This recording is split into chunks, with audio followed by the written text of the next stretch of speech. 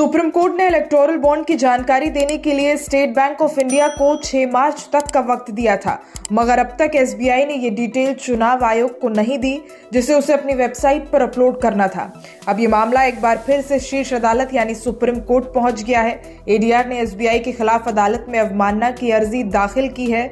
ADR की ओर से वरिष्ठ अधिवक्ता प्रशांत भूषण ने अपनी अर्जी में कहा कि ये तो शीर्ष अदालत के आदेश के खिलाफ है। इस मामले की 11 मार्च को सुनवाई हो सकती है। इसी बीच स्टेट बैंक ने भी अदालत में अर्जी दायर कर डिटेल देने के लिए कुछ और समय की मांग की है। उसकी अर्जी पर भी 11 तारीख को सुप्रीम कोर्ट सुनवाई कर सकता है।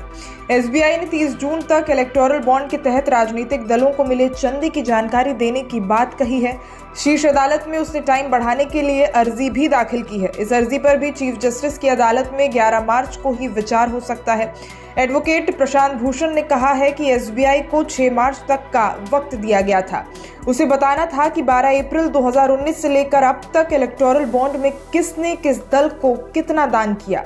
इस पर अब तक एसबीआई की ओर से कोई जानकारी नहीं दी गई है। अब एसबीआई इसके लिए 3 और महीनों का वक्त चाहता है।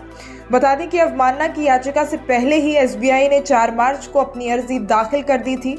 इसमें उसकी मांग थी कि उसे 30 जून तक का और वक्त चाहिए। इसकी वजह यह है कि उसे पूरा डेटा निकालना होगा और डोनर्स और उनकी ओर से दी गई राशि का मिलान करना होगा।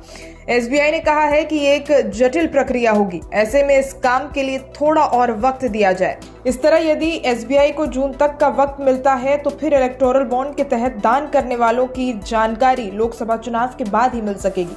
आपको बताते चले, इलेक्टोरल बॉन्ड को लेकर कांग्रेस नेता ने भी काफी तंज कसा था। कांग्रेस नेता राहुल गांधी ने चुनावी बॉन्ड पर जानकारी देने के लिए सुप्रीम कोर्ट से अधिक समय मांगने के लिए भारतीय स्टेट बैंक पर सोमवार को निशाना साधा था।